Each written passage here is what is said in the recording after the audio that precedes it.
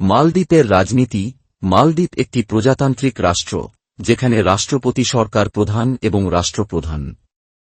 রাষ্ট্রপতি 5 বছরের জন্য নির্বাচিত হন এবং পুনর্নির্বাচনের সুযোগ থাকে।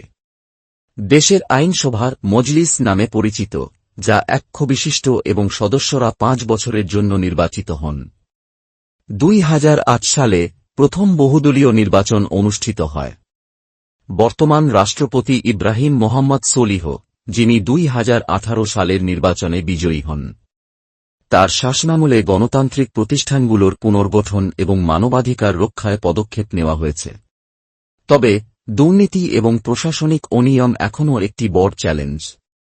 সরকার এই সমস্যাগুলো মোকাবেলায় বিভিন্ন সংস্কার কার্যক্রম গ্রহণ করছে। মালদ্বীপের পররাষ্ট্রনীতি প্রধানত দক্ষিণ এশিয়ার প্রতিবেশী দেশগুলো এবং চীন, যুক্তরাষ্ট্র ও ইউরোপীয় ইউনিয়নের সাথে সম্পর্ক উন্নয়নের উপর ভিত্তি করে। বিশেষ করে পর্যটন শিল্পের বিকাশে আন্তর্জাতিক সম্পর্ক গুরুত্বপূর্ণ ভূমিকা পালন করে।